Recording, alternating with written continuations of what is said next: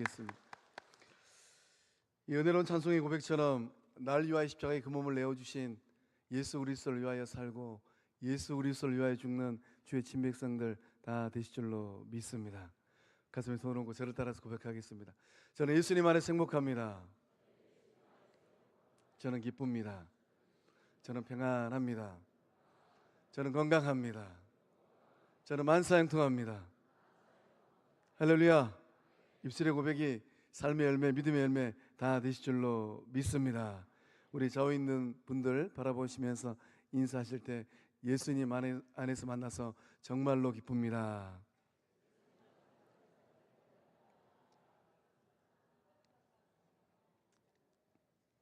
오늘 말씀의 제목이 역설적 진리에 서라입니다. 진리에 서서 그 믿음의 길을 걷고 인생길을 걷는 우리 모두 다 될 줄로 믿습니다. 어느 학교에 그 여선생님이 밤늦게까지 일을 하고 젊은 여선생님이 퇴근을 하게 되었다고 합니다. 마침 이제 그 교장선생님께서 또 퇴근하는 길에 또 집이 같은 방향이어서 여선생님을 차로 태웠습니다. 그 차로 이렇게 가다가 이 신호등에 걸려서 연세 많으신 교장선생님께서 이 백밀러로 뒤에 있는 선생님을 보면서 이렇게 질문을 했습니다. 맞은가? 이렇게 질문하니까 이 여선생님이 얼른 못 알아들었어요. 아무 말 없이 가만히 있으니까 또 교장선생님이 또 물었습니다. 맞은가? 이 선생님이 교장선생님이 두 번 물으니까 대답은 해야 되겠고 뭔 말인지 못 알아듣겠고 그래서 이 선생님이 문득 어렸을 때 봤던 만화 영화의 한 장면을 떠오르면서 젯 맞은가? 교장선생님은 첫째냐라고 물었는데 이 여선생님은 못 알아듣고 맞은가 젯. 오늘 본문의 말씀이 우리에게 어떤 말씀을 전하고 있는 것입니까? 주님께서 본문의 말씀을 통해서 우리에게 뭐라고 말씀하고 계실까요? 맞이이기를 소원하시거나 원하시는 분들이 있다면 유머지만은 맞은가 젯. 젯는 알파벳 끝이잖아요. 끝이 되라. 오늘 이 예배를 통하여서 우리 안에 그 거룩한 믿음의 결단이 일어날 줄로 믿습니다. 예수님께서 제자들과 이 보내는 하루하루는 금쪽 같은 시간이에요. 우리 주님에게 주어진 시간이 많지 않습니다. 6개월 정도 시간이 주어졌어요. 공생애 3년 사셨는데 그 공생애 3년을 하면 이제 6분의 1밖에 남지 않았습니다. 저는 말씀을 묵상하다가 내 인생의 6분의 1은 나는 어디다가 어떻게 써야 될까? 이런 생각도 좀 해봤어요. 예수님께서 제자들과 보내는 이 바쁜 인생의 행보, 우리는 그 예수님의 종종 걸음의 이 발걸음을 좀 살펴보게 됩니다. 빌립보 가이사랴 지역에서 변화산으로, 변화산에서 또 갈릴리로 우리 주님이 종종 걸음으로 이 길들을 다니고 계십니다. 많은 일들이 일어났습니다. 빌립보 가이사랴에서는 베드로의 그 아름다운 믿음의 고백을 들으시고 얼마나 좋으셨던지 축복해 주시고, 또 이 베드로가 주님 앞에서 딱 막아서자 책망하시고, 또 제자들에게 제자가 걸어가야 될 길에 대해서 제자도에 대해서 정확하게 말씀하시고, 또 변화산에서 그 말로 형용할 수 없는 변모의 모습을 보여주시고, 산 아래 내려왔더니만 귀신들로 고통당하는 그 아이를 고쳐주신 예수님, 우리 주님이 얼마나 바쁜지 몰라요. 그리고 이제 제자들과 함께 갈릴리, 우리 주님의 활동의 주 무대입니다. 본문의 말씀 보니까 가버나움에 이르러 집에 계실새. 누구의 집이었을까요? 어떤 집이었을까요? 우리 주님이 집에 계십니다. 우리 주님이 주마등처럼 지나가는 세월들을 보내고 계십니다. 아마 제자들은 몰랐을 것 같아요. 주님과 함께 지금 믿음의 길을 걷고 온 이 시간들이 얼마나 귀하고 중요하고 좋은 시간인지. 길을 걸어오다가 제자들 사이에서 이런저런 말들이 오갔습니다. 우리 주님께서 제자들의 속을 아시고 물으셨어요.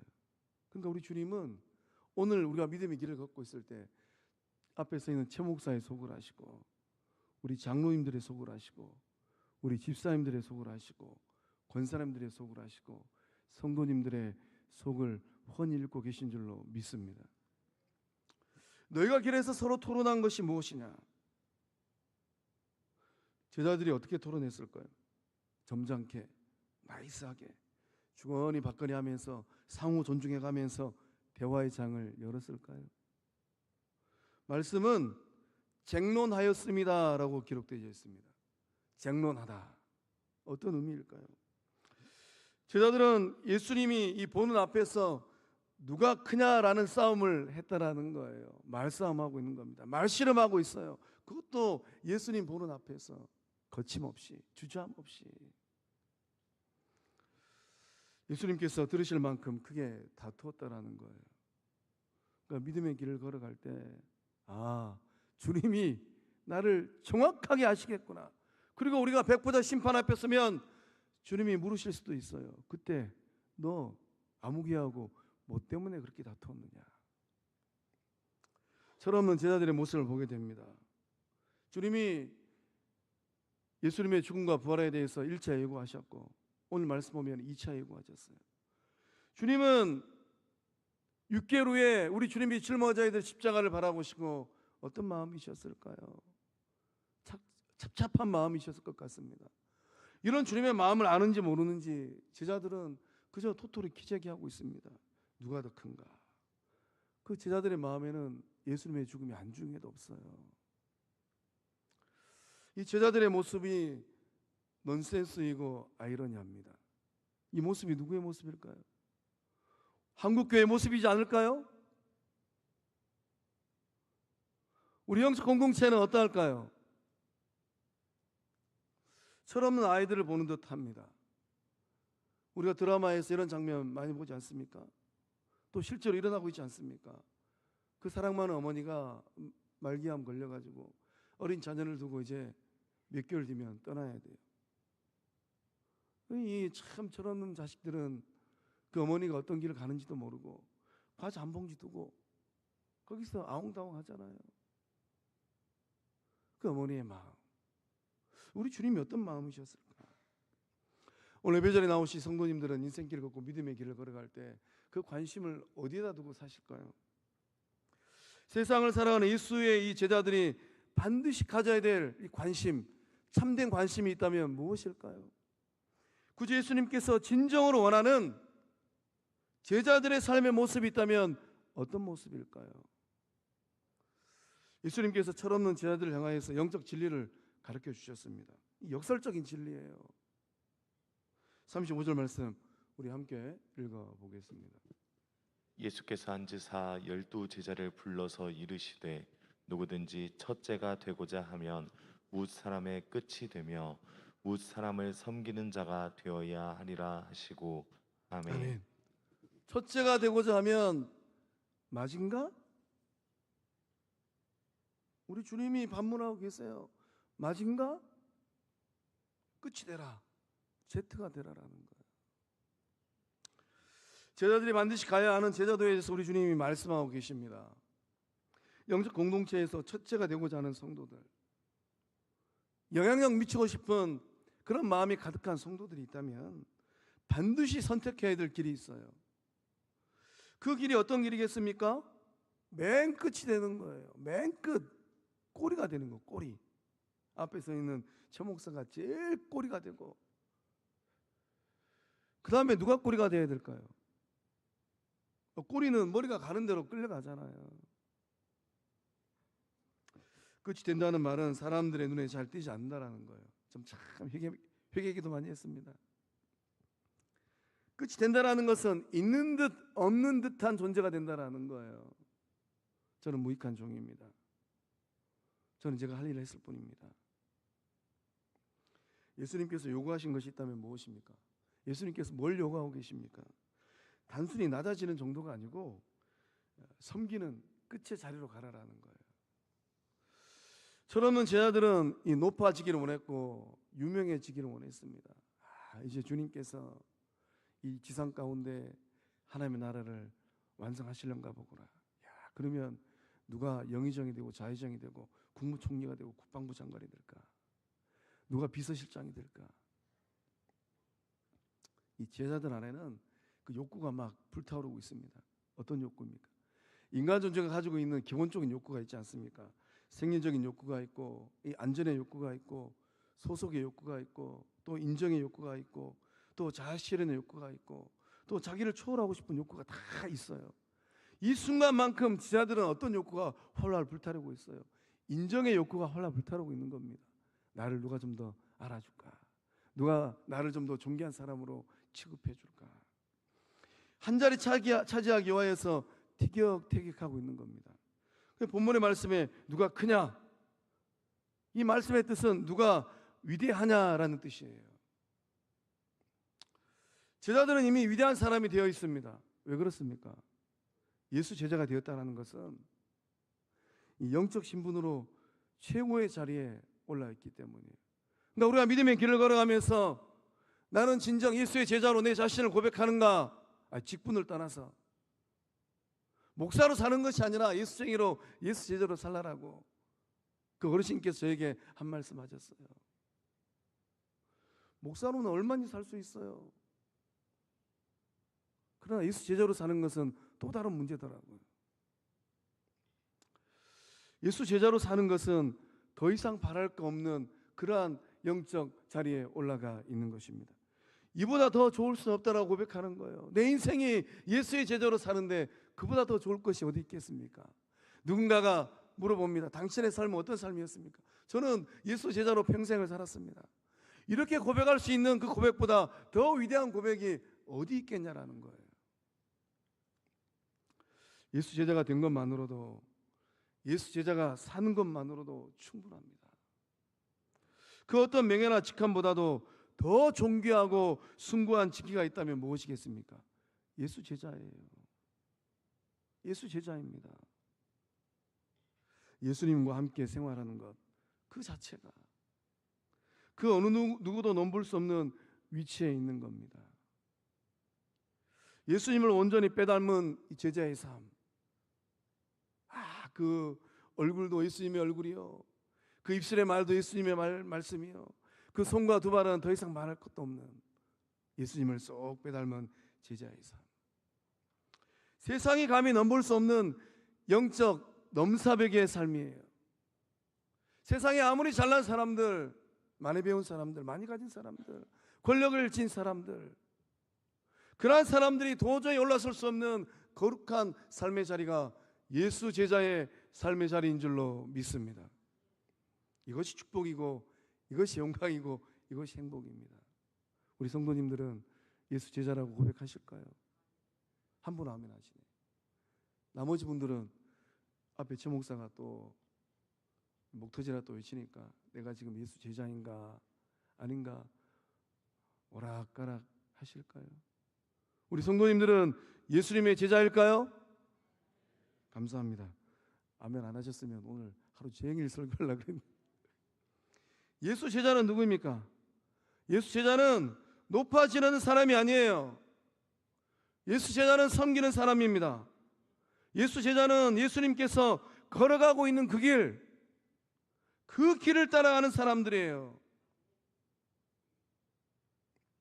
예수님께서 지금 어떤 길을 걷고 계십니까? 출세의 길을 걷고 계십니까? 부귀영화의 길을 걷고 계십니까? 입신양명의 길을 걷고 계십니까?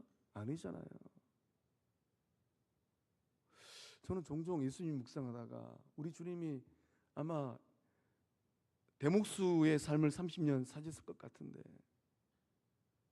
우리 주님이 집을 지어가지고 건축업자처럼 그 집을 팔았다면 우리 주님은 이문을 얼마나 남기셨을까?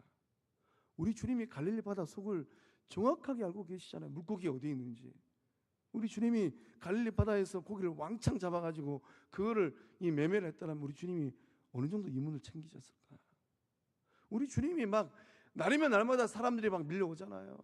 우리 주님이 세상 이 출세에 이런 욕망을 갖고 계셨다면 우리 주님이 어떤 삶을 살아내셨을까? 우리 주님이 그러한 세상의 삶을 다 내려놓으셨잖아요. 그리고 우리 주님이 가신 길은 어떤 길입니까? 십자가의 길이요, 인류 대속의 길이요, 영혼 구원의 길이요, 섬김의 길을 우리 주님이 가신 줄로 믿습니다. 마태복음 20장 28절의 말씀, 주님 말씀하십니다. 함께 읽어보겠습니다. 인자가 온 것은 섬김을 받으려 함이 아니라 도리어 섬기려 하고 자기 목숨을 많은 사람의 대속물로 주려 함이니라. 아멘. 예수님께서 무엇 하시려고 이 땅에 오셨습니까? 우리 주님이 뭐라고 말씀하고 계십니까? 죽으러 왔다라는 거예요. 죽으러 왔다라는 거예요. 그러니까 누구를 위하여 죽으시러 오셨습니까? 죄와 사망의 늪에 빠져 있는 앞에 있는 최 목사를 그 죄와 사망의 늪에서 건져내시기 위하여서, 우리 성방의 성도님들을 죄와 사망의 바다에 빠져가지고 어찌할 바를 모르는 성도님들을 구원하기 위하여서 그 몸을 십자가에 내주시기 위하여 오신 줄로 믿습니다. 예수님께서 어떻게 언제까지 섬기셨어요? 죽기까지 섬기셨습니다. 이 은혜를 경험한 바울이 빌립보서를 통하여서 이렇게 고백을 해요. 사람의 모양으로 나타나사, 모양이 좀 빠지잖아요. 흠도 없는, 볼품 없는, 자기를 낮추시고 죽기까지 복종하셨으니 그 십자가에 죽으십니다. 죽기까지예요. 죽기까지. 참된 섬김은 무엇입니까? 내가 죽어서 다른 사람을 살리는 거예요. 이 대목부터 참 부끄럽습니다. 예수님은 죽어서 저를 살리고 성도님들을 살렸어요. 예수의 뒤를 따라가는 제자들 또한 그 자기를 죽여야 됩니다. 자기를 죽이고 성질머리를 죽이고 자존심을 죽이고 고집을 죽이고 자기 주장을 죽여야 돼요. 문제는 못 죽이잖아요. 안 죽이잖아요. 죽을 수 있음에도 불구하고 버티잖아요. 나를 죽일 때 너를 살리고 가정을 살리고 교회를 살리고 지역사를 살려내는 예수님의 참된 제자들 다 되실 줄로 믿습니다. 예수님께서 섬김의 본을 보여주셨습니다. 누구를 어떻게 섬겨야 되겠습니까? 우리 주님께서 어린아이 하나를 데려다가 제자들 가운데 세우시고 가슴으로 안아주셨어요. 예수님 품에 안겨있는 이 아이, 이 아이가 얼마나 복된 아이입니까? 우리는 하나님 나라 가야지만이 부활하신 예수님 품에 한번 안겨볼 수 있어요. 그러나 2000년 전 그 어린아이는 예수님 품에 안겼습니다. 37절에 우리 주님 말씀하십니다. 함께 읽어보겠습니다. 누구든지 내 이름으로 이런 어린아이 하나를 영접하면 곧 나를 영접함이요 누구든지 나를 영접하면 나를 영접함이 아니요 나를 보내신 이를 영접함이니라. 아멘. 우리 주님이 지금 무슨 말씀을 하고 계십니까? 영접하면 말씀하고 계세요. 이 말씀의 뜻은 받아들이는 겁니다. 수용하는 거예요. 밀어내는 것이 아니라, 거절하는 것이 아니라 받아들이는 겁니다. 단순히 손님 정도로 환대하기 위해서 받아들이는 게 아니에요. 우리 주님이 어린아이를 품고, 예수님은 결혼 안 하셨잖아요. 인간의 몸을 입고 이 땅에 오신 예수님은 자식이 없었잖아요. 우리 주님이 지금 이 어린아이를 안고 영접하면 말씀하셨는데, 이 말씀의 깊은 의미가 무엇인가? 자신의 자녀를 삼는 것과 같이 받아들이는 거예요. 아마 제자들은 알았을 것 같습니다. 예수님이, 베드로는 결혼했으니까 예수님이 안 하신 예수님께서 그 아들을, 그 자녀를 안는 것처럼 안고 계시는구나. 영접하면 어떠한 일들이 일어납니까? 아이를 영접했는데 주님 말씀하시기를 하나님을 영접한다라고 말씀하셨어요. 중요한 말씀은 내 이름으로예요. 내 이름으로. 예수님 이름으로 영접하는 겁니다. 이름은 인격과, 그 이름을 가진 사람의 인격과 권위와 힘과 신분을 나타냅니다. 가령, 물론 일어나지 않겠지만은, 일어날 일도 없겠지만은, 가령 제 아들이 친구들하고 어울려 놀다가 어느 날 불쑥 때를 놓쳐가지고 우리 성도님들의 일터에 불쑥 나타나가지고, 저는 최종교 목사의 아들입니다. 배가 너무 고픕니다. 밥 한 그릇 사주세요. 이렇게 제 아들이 얘기했다고 치고, 여러분 가운데, 우리 성도님들 가운데 그래도 최 목사를 좀 3년 동안 지켜보니까 최 목사를 좀 인정할 만하고 또 인격 관계를 맺어가면서 또 최 목사와 친분이 있어서 이런 분들은 제 아들을 어떻게 할까요? 이놈의 자식 썩 물러거라, 소금 막 뿌릴까요? 아마 그러지 않으실 것 같아요.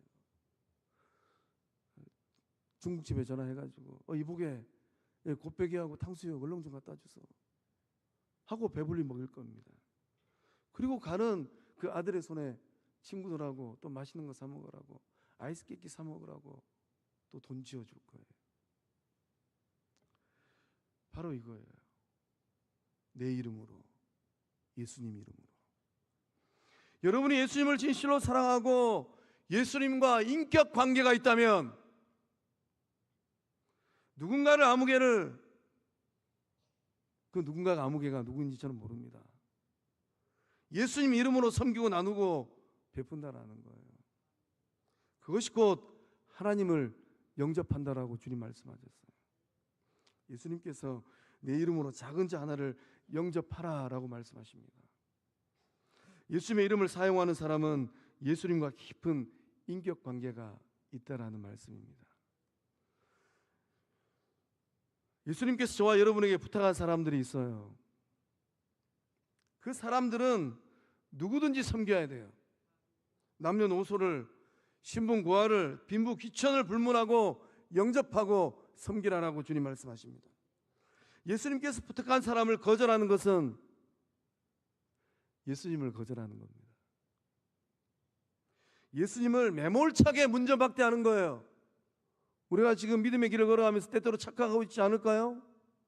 나는 예수님을 믿노라 하면서, 나는 예수님을 사랑한다라고 하면서 누군가를 밀어내고 문전박대하고 미워하고, 한국교회가 갈 길을 잃어버렸습니다. 한국교회는 부자교회예요. 갈 길을 잃어버렸어요. 예수님 이름으로 영접하는 것은 예수님을 영접하는 겁니다. 이 사실을 기억하고 깨닫는 주의 백성들 다 되실 줄로 믿습니다. 주님께서 마태복음 10장 42절의 말씀에 말씀하셨는데 현대인의 성경으로 우리 함께 읽어보겠습니다. 내가 분명히 말해둔다. 아주 보잘것없는 사람이지만 내가 내 제자라는 이유로 그에게 냉수 한 그릇이라도 대접하는 사람은 반드시 상을 받을 것이다. 아멘. 주님 뭐라고 말씀하십니까? 분명하게 말씀하셨어요. 명확하게. 보잘것없는 사람, 그것도 아주 보잘것없는 사람, 가진 것 없고 배운 것 없고 잘난 것 없고 내세울 것 없고, 예수님 제자라는 이유 하나만으로 제가 예수를 아는 사람입니다. 제가 예수를 믿는 사람입니다. 제가 예수님 덕분에 구원받은 하나님의 자녀입니다. 그 이유 하나만으로 냉수 한 그릇 대접하는 것, 물 한 그릇 떠주는 것도 쉬운 일이 아니잖아요. 근데 우리 주님께서 밥상을 차리라고 얘기하신 것도 아니고 냉수 한 그릇 얘기하셨을까요? 사람이 강팍해지면 냉수 한 그릇도 못 준다라는 거예요. 사람은 반드시 상을 받을 것이니라. 예수님께서 어떤 상을 주실까요? 주님께서 주실 그 상이 기대가 되실까요? 아, 주님께서 나에게 이 상을 주시겠구나 기다려 주실까요? 예수님 안에서 우리가 섬겨야 되는데, 이 섬김은 무엇을 의미하겠습니까? 나와 너 사이에 예수님을 두는 거예요. 나와 너 사이에 세상에 있는 것들을 두는 것이 아니라 나와 너 사이에 예수님을 두는 겁니다. 그게 바로 섬김이에요. 모든 관계의 중심에 예수님을 두는 겁니다. 예수님 이름 때문에 조건 없이 만나고, 예수님 이름 때문에 영접하고 사랑하고 섬기는 거예요. 나와 아무런 상관없는 사람이라 할지라도 나와 너 사이에 예수님을 둬서 그 예수님 때문에 영접하는 겁니다. 그 예수님 때문에 사랑하는 거예요. 그 예수님 때문에 섬기는 겁니다. 그러면 어떤 역사가 일어나겠습니까? 제가 이 주일학교 다니고 중고등부 시절 때 입에 닳도록 불렀던 찬양이 하나 있어요. 예수님 때문에, 예수님 때문에 형제를 사랑합니다. 예수님 때문에 자매를 사랑합니다.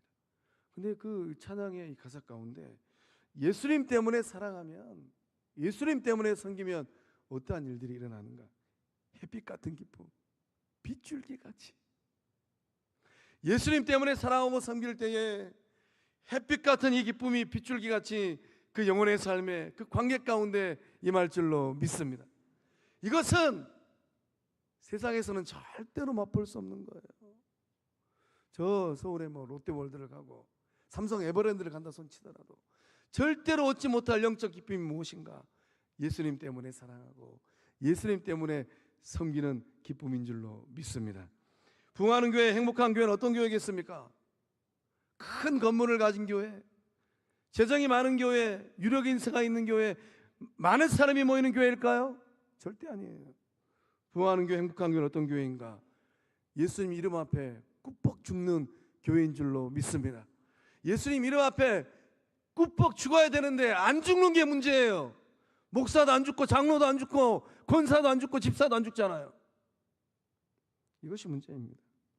이것이 문제예요. 예수님이 너무 좋아서, 예수님이 너무 좋아요. 서로가 서로를 사랑하고 섬기고 베푸고 나누는 교회가 행복한 교회요, 부흥하는 교회인 줄로 믿습니다. 서로가 서로를 바라볼 때, 서로가 서로를 바라볼 때 때로는 마음에 안 들 때도 있잖아요. 때로는 속이 뒤집어질 때도 있잖아요. 서로가 서로를 바라볼 때, 아, 아무개는 예수님이 십자가에서 그 피를 흘리시고 하나님이 피값으로 사신 내 형제구나. 예수님께서 그 어린 아이를 안았잖아요. 제자들에게 뭘 말씀하실까요? 내 자식이다. 뭘 말씀하고 계실까요? 좀 못나고 좀 마음에 안 들어도 안 들 수 있어요. 제자들도 지금 그 길을 걸어가면서 누가 크냐라고 쟁론을 하고 있는데, 도토리 키재기 하고 있는데, 영적 공동체에서 충분히 일어날 수 있는 일들입니다. 안 들어도, 마음에 안 들어도 예수 이름으로 서로 용서하고 예수 이름으로 서로 섬기는 교회가 부흥하는 교회요, 행복한 교회인 줄로 믿습니다. 그런 교회가 생명력 있는 교회예요. 그런 교회가 참된 교회입니다. 그런 교회를 통해서 하나님은 구원의 역사를 이루어 가십니다. 그런 교회가 어떤 교회일까요? 우리 교회인 줄로 믿습니다. 여수 성광교회인 줄로 믿습니다. 거룩한 비태라고 이름 지어주신 성광교회가 이 시대 진정한 예수 그리스도의 몸이요 참된 교회 된 줄로 믿습니다. 우리의 이 시대 가운데 영적 어머니 이 마더 테레사에게 어떤 기자가 이런 질문을 했습니다. 어떻게 이 나병 환자들을 그처럼 사랑할 수 있습니까?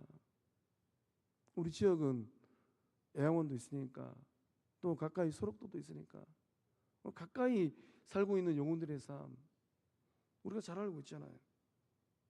어떻게 나병 환자들을 그처럼 섬길 수 있습니까? 그 테레사 수님께서 어떤 답변을 하셨을까요? 이런 답변을 하셨답니다. 나는 나병 환자들을 사랑하지 않습니다. 나는 오직 예수님을 사랑하기 때문에 그들을 돌보는 것뿐입니다. 나는 오직 예수님을 사랑하기 때문에 그들을 돌본다라는 거예요. 테레사 수녀님은 37절의 예수님 말씀을 정확하게 아시고 인생길을 걸었습니다. 우리 사랑하는 성광의 성도님들도 예수님의 이름으로, 예수 이름을 사랑하는 그 마음으로 서로를 사랑하고 예수님을 영접하는 그 마음으로 서로를 받아들이는 이 시대의 주의 백성들, 영적 가족들 다 되실 줄로 믿습니다. 그러면 오늘 우리가 영접해야 될 이 어린 아이는 누구일까요? 예수님 당시 어린 아이의 사회적 의미는 무엇이겠습니까? 어린 아이는 약자들을 의미합니다. 말씀 가운데 기록된 이 어린 아이는 사회적 약자의 대표격이에요. 예수님 당시 가장 낮은 계층에 속한 사람, 어린 아이입니다. 신체적으로도 약하고 어린 아이들은 자신의 힘으로도 뭔가를 할 수 없는 대상들이잖아요. 누군가에게 기댈 수밖에 없는 대상들. 누군가가 성년이 될 때까지 뒤에서 후원해 주지 아니하면 배울 수도 없고 어울릴 수도 없고 어디를 갈 수도 없는 존재들. 가장 나약한 존재들이 어린 아이들이잖아요. 예수님께서 기뻐하시고 예수님께서 원하시는 섬김이 있다면 어떤 섬김이겠습니까? 어린아이처럼 힘이 없고 신체적으로 약하고 누군가 돌봐주어야 살 수 있는 사람들, 그러한 사람들을 섬기는 거예요. 그들을 섬기라라고, 그들을 돌보라라고 주님 말씀하십니다. 우리 주님께서 마태복음 5장 46절에 48절의 말씀에 말씀하십니다. 우리 함께 읽어보겠습니다. 너희가 너희를 사랑하는 자를 사랑하면 무슨 상이 있으리요? 세리도 이같이 하느니라 아니하느냐? 또 너희가 너희 형제에게만 무난하면 남보다 더 하는 것이 무엇이냐? 이방인들도 이같이 아니하느냐? 그러므로 하늘에 계신 너희 아버지의 온전하심과 같이 너희도 온전하라. 아멘. 주님이 뭐라고 말씀하십니까? 사랑하는 자를 사랑하는 것. 이거는 식은 죽 먹기보다 더 쉬운 거잖아요. 내가 사랑하는 사람들 10중 8구는 나를 위하고 내 마음에 평안을 갖다 주고 절대로 내 자존심을 손상시키지 않는 사람들입니다. 내가 힘들고 어려울 때 팔 걷어붙이고 와서 도와주는 사람들이에요. 사랑하는 자를 사랑하면 뭔 상이 있겠느냐? 세리들도 그렇게 한다. 너희가 형제에게만 무난하면 남보다 더하는 것이 무엇이냐? 이방인도 그렇게 한다라는 거예요. 주님이 제자들에게 뭘 말씀하고 계십니까? 너희가 나의 제자라면 세리하고 이방인들하고는 좀 달라야 되지 않겠니? 라고 말씀하시는 겁니다. 하늘에 계신 너희 아버지의 온전하심 같이 너희도 온전하라. 하나님의 온전하심이 무엇일까요? 하나님은 선인이라 할지라도 악인이라 할지라도 맑은 공기와 따뜻한 햇볕과 필요한 비를 다 내려주시잖아요. 어린아이는 영적으로 어린아이 같은 이 미숙함에 있는 또 성도들을 의미합니다. 어린아이를 영접하고 섬기는 것은 가장 낮은 자를 섬기라라는 거예요.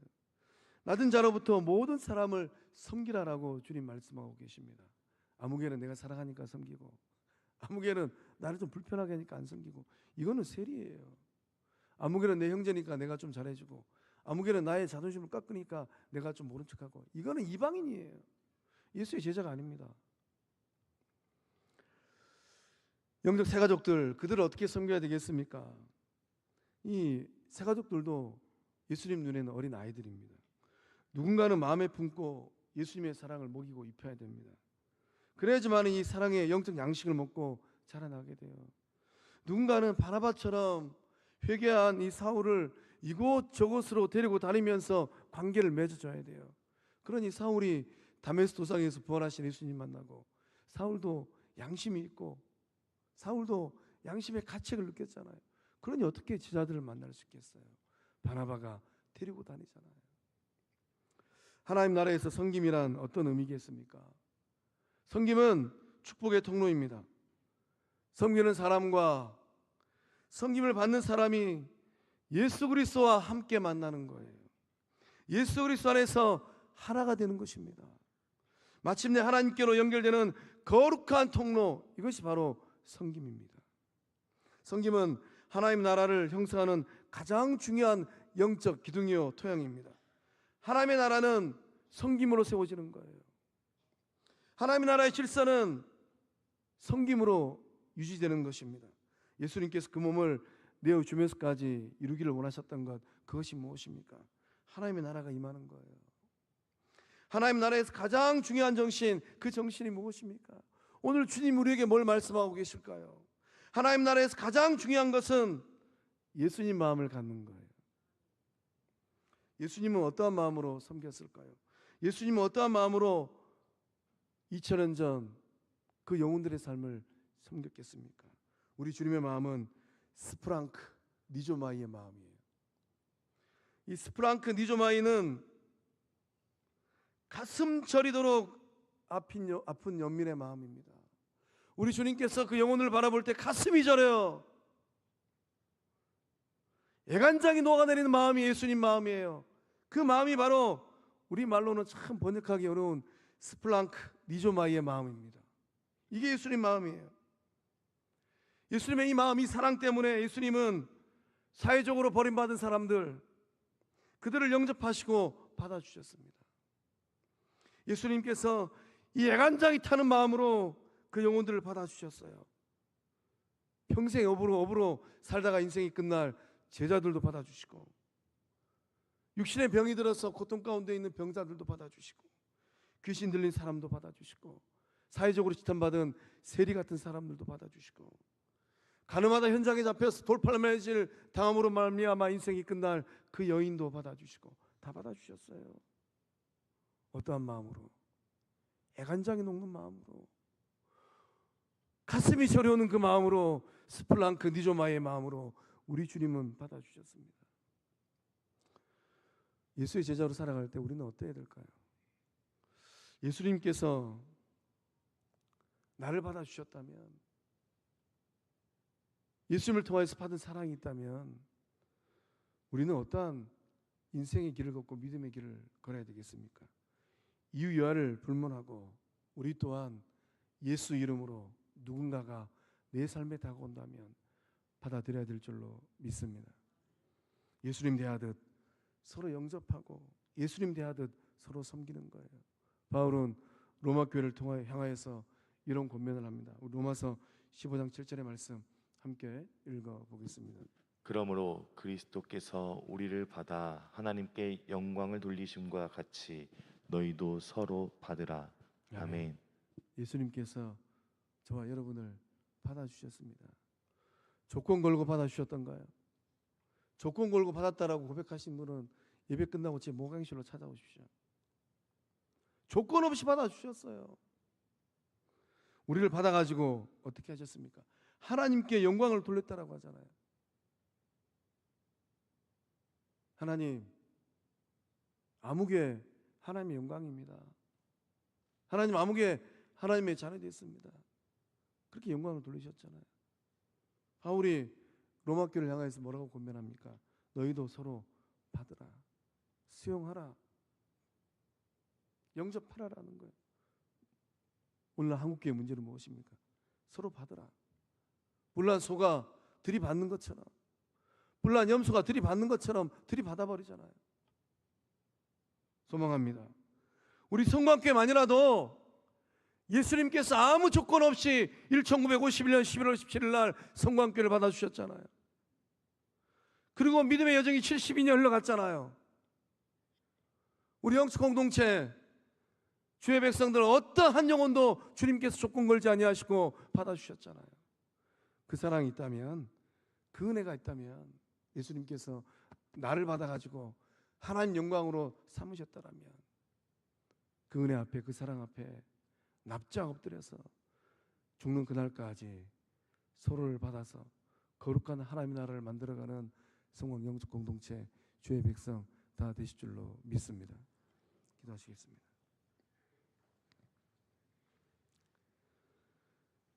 성김의 본이 되신 예수님, 세상 수많은 사람 중에 친히 택정하시고 예정하셔서 제자 삼아 주심에 감사드립니다. 예수 제자로 사는 것이 가장 행복한 삶이요 복된 삶인 줄로 믿습니다. 예수 제자로 걸어가는 길이 우리 인생에서 가장 값진 길인 줄로 믿습니다. 예수님 따라가는 그 인생의 길들 되게 하여 주시옵소서. 예수님 따라갈 때 그 손과 그 발과 그 마음과 그 입술의 말이 예수님 닮게 하여 주시옵소서. 사랑하셔서 십자가에 죽기까지 그 몸을 내어주신 예수님, 나를 죽여 가정을 살리고 교회를 살리고 영혼을 살려내는 이 시대 주의 친백성들, 예수의 제자들 되게 하여 주시옵소서. 우리 영적 공동체가 축복의 통로 되게 하여 주시고, 우리 영적 공동체가 구원의 방주 되게 하여 주시고, 우리 영적 공동체가 하나님 영광 되게 하여 주시옵소서. 한량없는 은혜로 역사하심을 믿사옵고 생명 되시는 예수님의 이름으로 간절히 축복하며 기도하옵나이다. 아멘. 우리 다 함께 일어나셔서 결단송 행복 찬양하고 축도함으로 예배를 마치겠습니다.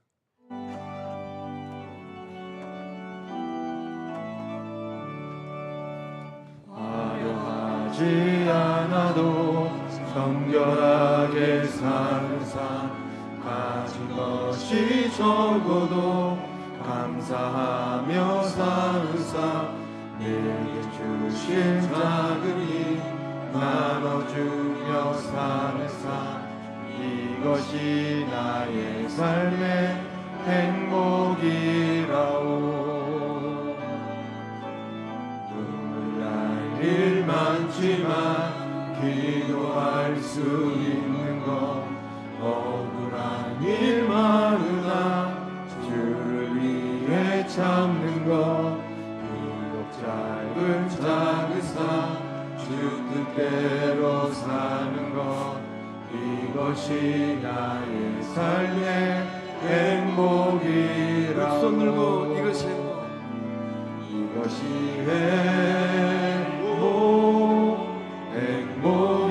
행복이라오. 세상은 알 수 없는 하나님 선물, 이것이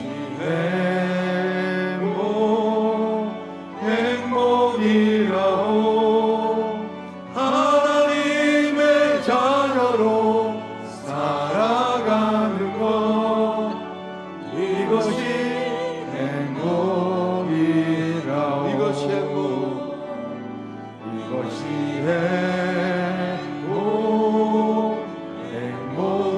행복이라오. 세상은 알 수 없는 하나님 선물, 이것이